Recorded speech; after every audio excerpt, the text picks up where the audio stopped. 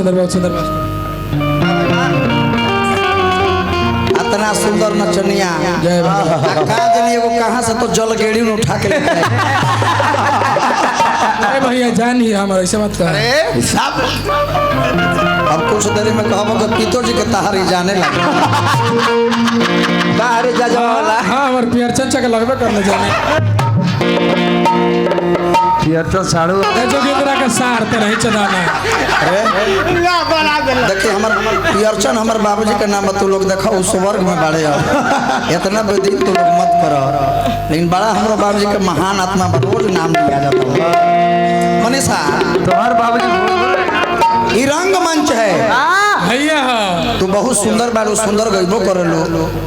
तनी माने आवाजवा तनी औरी बनाला। कुलंजन खइले बड़ी कुलंजन। हां तो और लकड़ी के होला हो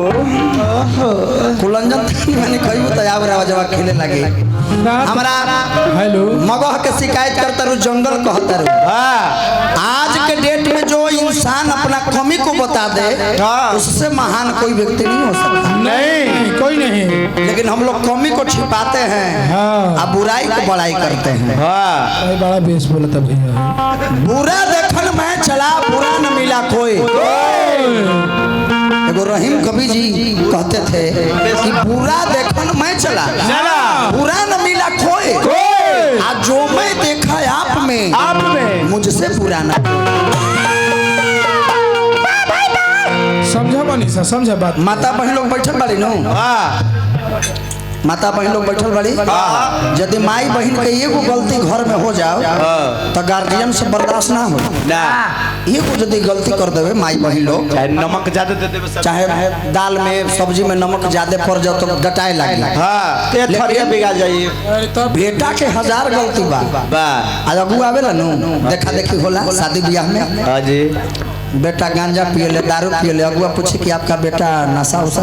अरे ये नशा मेरी बात नशा तू जानबे न करेला। नशा क्या होता है? बेटा के मुंह पर गार्जियन पर्दा तोप देता है। विचार कीजिएगा मेरी बातों को, हम कहाँ से बोल रहे हैं। अपना कमी को लोग इंसान नहीं बताना चाहता है ना जी। तो जैसे हमने अपन कमी बोलने कि भाई हमने के जंगल उंगल में ये लोग के दुगो के घर बा, कहते जंगली हवा जंगली हवा। अरे भाई जंगली हवे तो एकर 3 गो आँखिया नहीं खनो, 2 गो बा हाथवा दुगो नहीं खे गोड़ का गोबा कै गो बा 3 गो गाना बजाना में तनी स्थिरता शालीनता लावा। ए भैया वैसे मत कह, मेहनत होता है आज। आज मेहनत में लगन बाबू।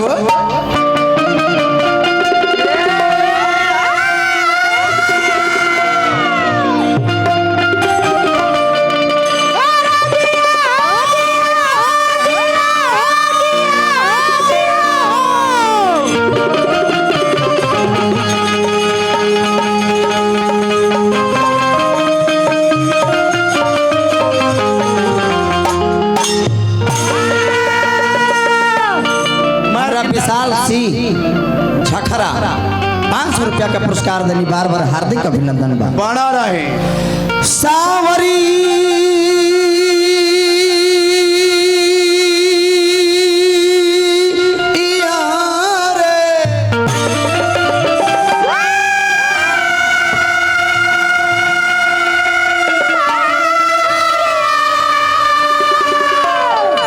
सावरी सावरी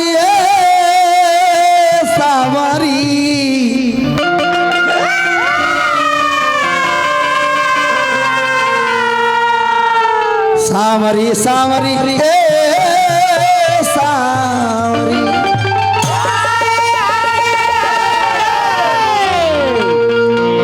क्या करब गार्जियन लोग। बाग भैया भट्टा आजकल तो वैसा समय आ गई बा कि बेटे बाप से खैनी मांगता। अहो पापा जी सुना उना बा का बा, लेकिन बाबू अभी हमरे सिखावत तारी। एगो चाचा उन्हें पीछे से बोल रहा है कि सिंगल जोड़ी चौगुन बजावे के बाद यही जे तहारा औकात के पता चल गई। तो बलिहारी के तू का बतिए ई दहिया 25 बरस गुजार देले बा बोला में 25 बरस। जब 10 बरस के उम्र के रहनी है तबे से गावत नहीं। हां ई दहिया गुजार देले बा, एकरा में समय देबू चीज के चिन्ह मनीषा तब नाम फैली। देखो हनुमान पठक लय लागल।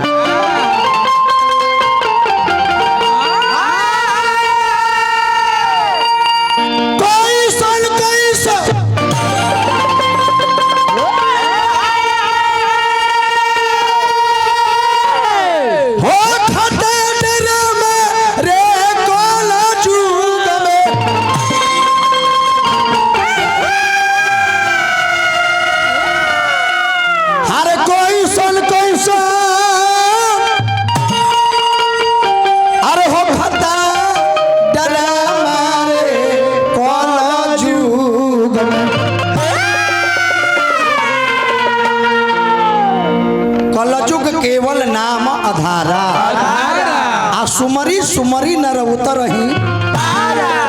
नाम लेवई स्वामी बाबा लिखने हैया सिखाइला से ना होई बाबा निराशी के माता जी के तरफ से माता एजा उपस्थित बाड़ी सिखावे हम चरण में प्रणाम करब चाची के जवना चाची के आशीर्वाद हमरा आइल बा भगवान से ही प्रार्थना करब चाची की आपके परिवार में बबुआ बबुनिया पढ़ के डीएम एसपी कलेक्टर बने भगवान से हमरा यही प्रार्थना है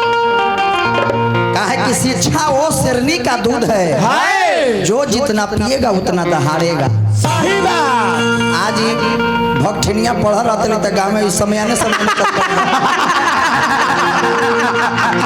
अरे हमने तो गरीब घर में जन्म ले ली भैया हमने भी उतना औकाते कहाँ ले लेकिन तब वो घींच तिर के कैसे कैसे बीएससी ग्रेजुएशन पढ़ाई हमने किया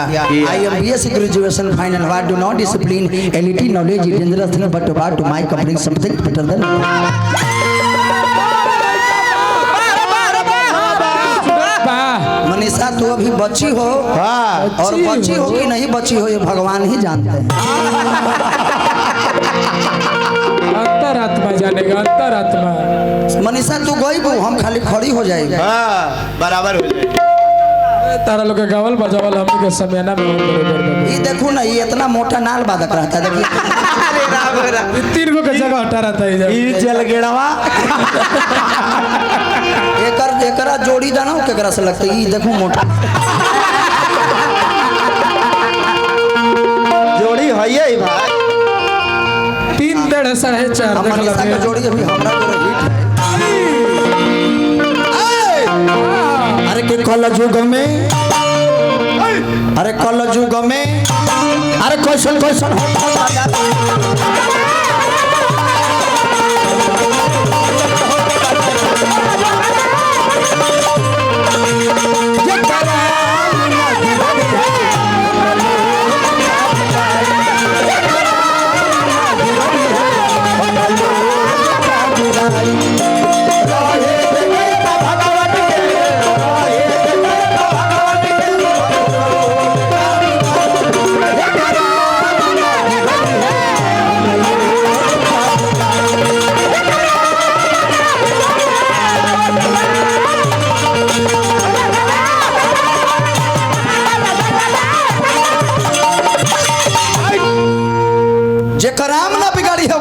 बिगाड़ी क्या बिगाड़ी जी आदरणीय भरत शर्मा ब्यास जी के जब चलती रहे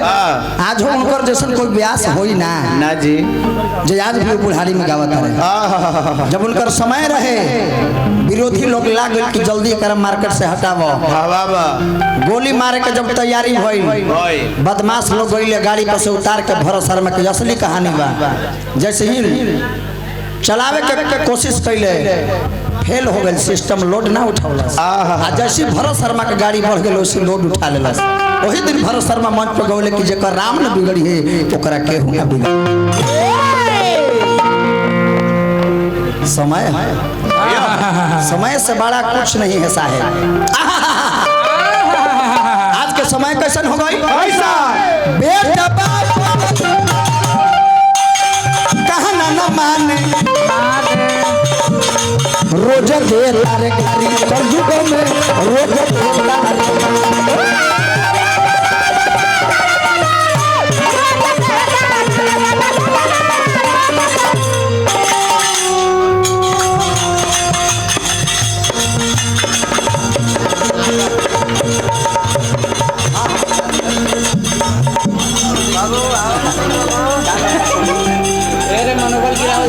मनीष जी हमारा भैया के तरफ से मारा थाप चुप रहे जजवाला बहुत बहुत रुपया का पुरस्कार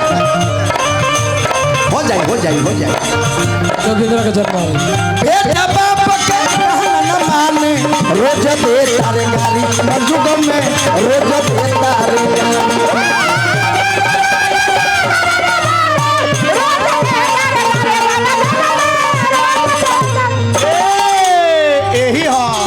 हमारा राहुल भैया के तरफ से जो हमारा जिगर जान से चाहे वाला इधर छपरा जिला सिवान में कहीं भी कार्यक्रम होला जब भाई के पता चल जाला तो भाई अपना दोस्त के साथ पूरे मंडली के हार्दिक स्वागत बा आपके मित्र मंडली के निमन बतिया कहले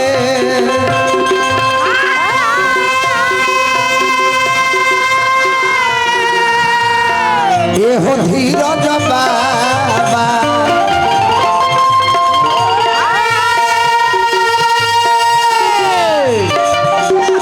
नीम बतिया कहले ए हो हरेंद्र भैया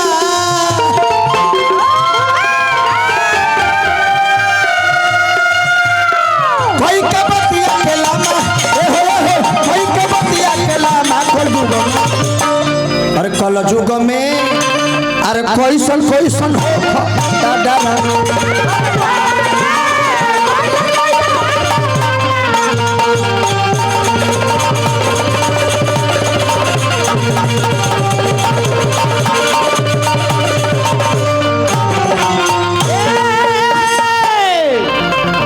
हमरा राम विवाह कहानी गावे के आदेश भइल बा शॉर्टकट रामे विवाह होई हमरा धीरज बाबा का शुद्ध देसी सरसों तेल तो किस कलर का तेल होगा भैया तो कॉमेडी करनी हंसे खातिर हालांकि हंसे खातिर ना एकरो में अंतर बताओ तनी मनीषा का जनी तोर जन्म होले होते तो मैया का जनी पियरे तेल लगले होते सरसों के हमने के तो मैया बतावा कि बेटा एगो पियर सरसों होवा है आ एगो करिका ना रही राई रैया राई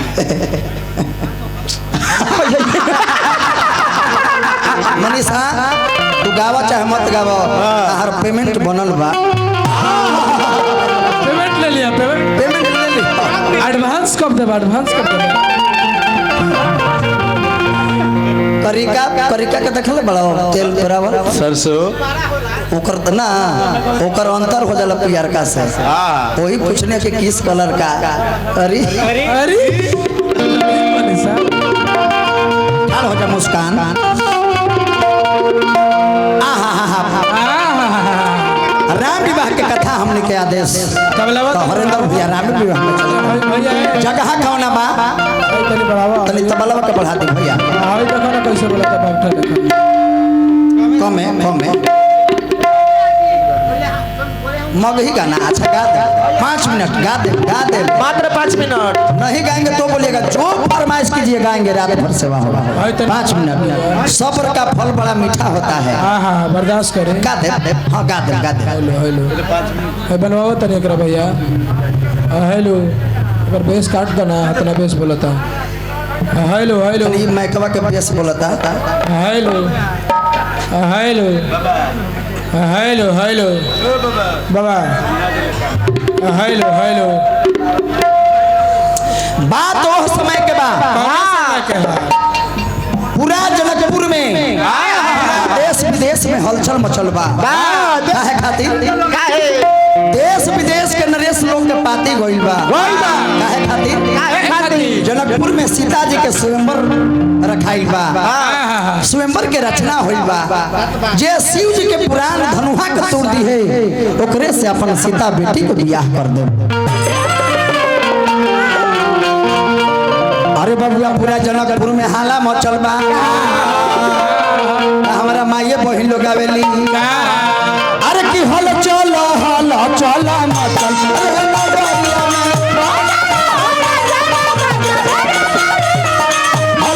हल चल मचल रे नगरिया में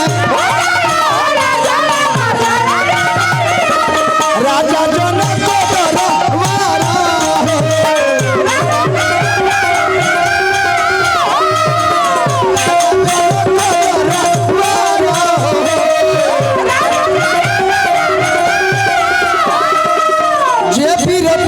शिवाजी के धनुहिया हो शिवाजी के धनुहिया हो ओसे हो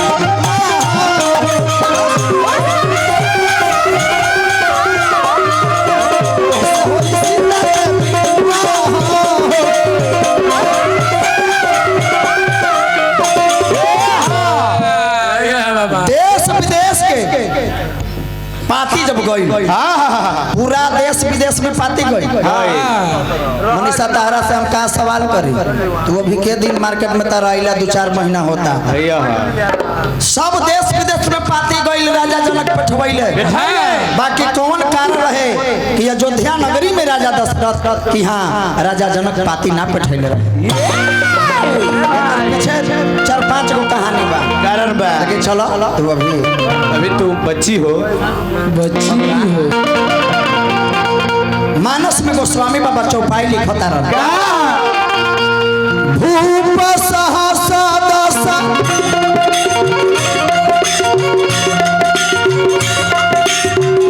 एक ही बारा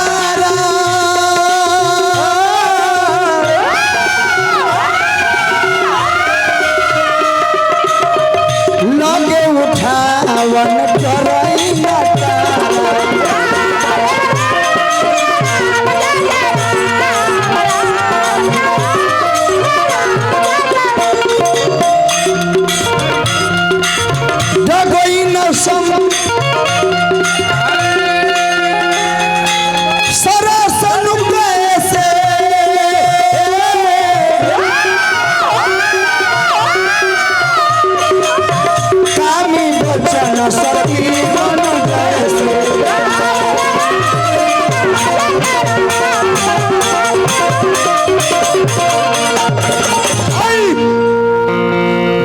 सहस्र एक ही बारा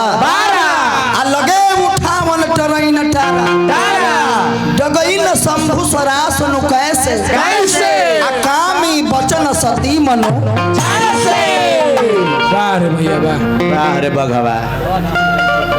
वास्ता बघवा कहिए ना भैया पटना हाई कोर्ट के वकील सिंह जी के तरफ से आलोक भैया आलोक जी गार्जियन के तरफ से बहुत रुपया का पुरस्कार जब रहुआ वकील बने तो मनीषा मिनीसा मछली मत बेचे था तेरा ध्यान किधर है तेरा हीरो इधर है अरे भाई वाह देखो हमारा हीरो में मत मिला ए भाई कोटलेस कट जाता हो बैटरी कम बाय करे में तू गुंडा रह भैया तब फायदा होई विलन के रोल करब हम आर यू विलन बैटरी कम करे में हो जाता गुंडा तो भारी है भारी मतलब मोस्ट वांटेड जल्दी मोस्ट वांटेड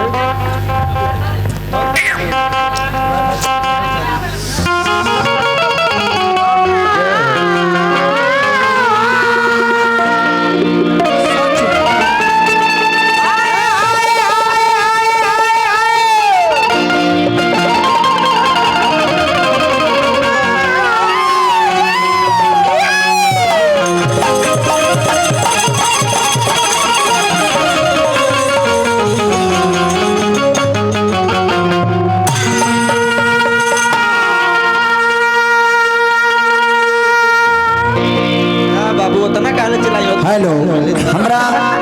वकील चाचा के तरफ से 500 रुपया का पुरस्कार हमरा याद पड़ गई का मनीषा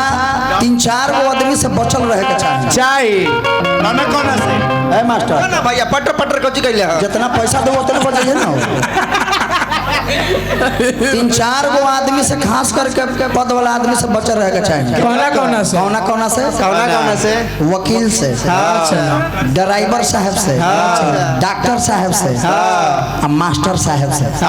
अब कह का है वकील से ज्यादा बहस करबो तो केस जोन तारा पक्ष में लड़ता रहे अगिल का आदमी के पक्ष में लड़े लगी तारा जीते के बता हरवा दी तब जानते रहो सीधे नरेटिव पर फसरी टंगवा दी एकदम 3 फीट ऊपर है 3 फीट ऊपर टंगवा दी है आ डॉक्टर से काहे कहनी बच के काहे तोरा के कोरोना के वैक्सीन लेवे के बाद डॉक्टर से बहस करे लगबू तो सीधे जॉन्टिस वाला सुई बीमारी उलट दी बीमारी उलट ड्राइवर साहब से कहे कहनी है क्या है जा तरु वैष्णो माता जय माता दी जय माता दी जय माता दी। आ लगलू ड्राइवर से बहस करे हमारे परिवार बैठ ऊपर ले जाके पहाड़ पर से तहरा के नीचे खाई में दाहिने बाएं करे तो ध्यान ड्राइवर साहब आ मास्टर साहब से कहे कहनी है मास्टर साहब से बहस करे लगबू तो पढ़ावे के a + b के दिहाइल स्क्वायर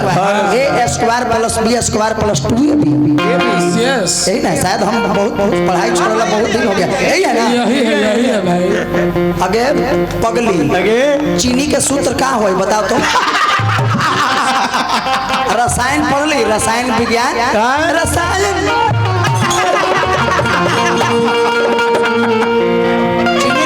चीनी के सूत्र शायद यही होता होगा कि C2H22O11 शायद यही होता होगा पढ़ाई करला भाई छोटला बड़े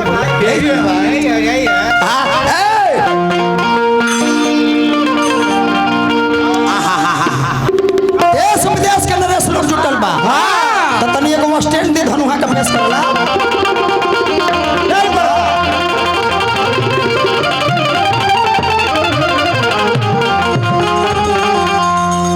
मान के चली कि 5 मिनट खातिर शिव जी का पुराण धनुहा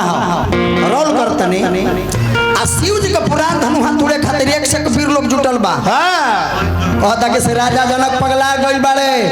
इतना वीर के बोलावला के कौन जरूरी बा आई एम बनासुर मुझे अकेले बुलाता मैं धनुषा को तोड़ देता और सीता से विवाह करके लेकर चला जाता लगातार भूमिका बनावे कैसे कैसे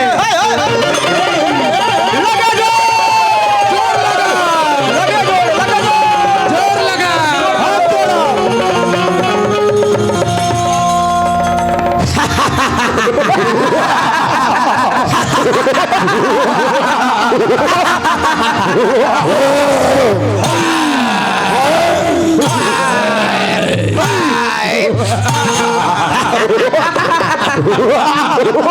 अरे धनुषा के तूड़े खातिर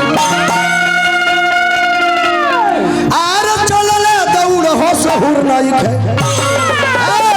तता के टुकुर टुकुर हो सहूर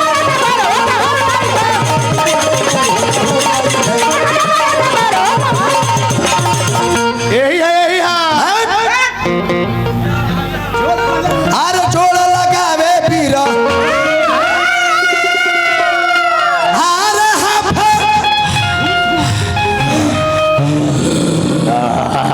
ये भाव है मनीषा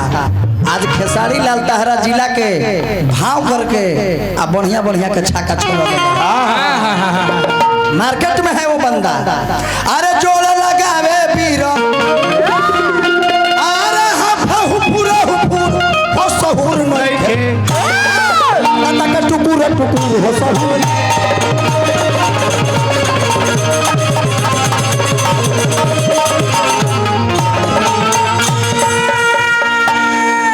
वीर बबुआ अपन अपन ताकत अजमावत रहे कहतर की दहिना हाथ के हमर खेलबा तो हमर बायां हाथ के खेलबा जोर लगा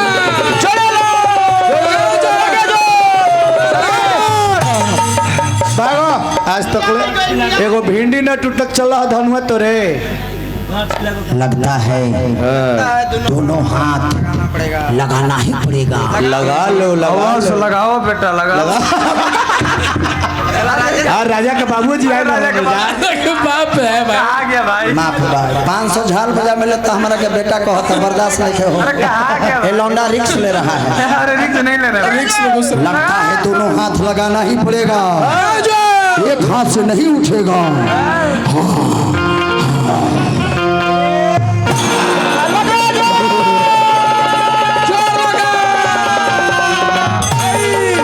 राजा के बाछी छुआया जाए राजा धोती में हक दलन भाई वही जा मानस में गोस्वामी बाबा चाचा फिर चौपाई लिखता है अरे अब जानी को माखे भटमा महिमा जानी तदहु आसन जन जगु हजाहु लिखा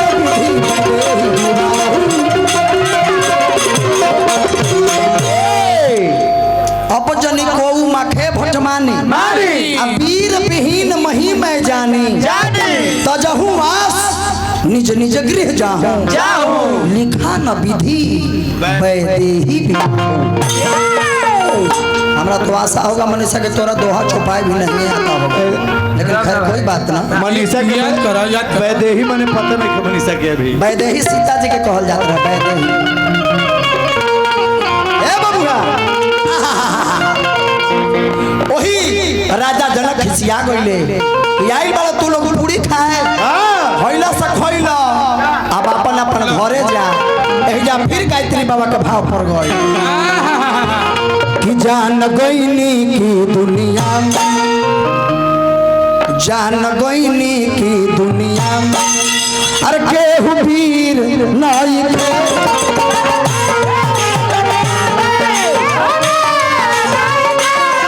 जान गइनी की दुनिया में केहू वीर नहीं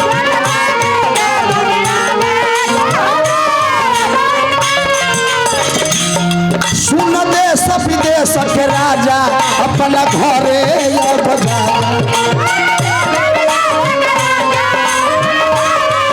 सुन देश विदेश के राजा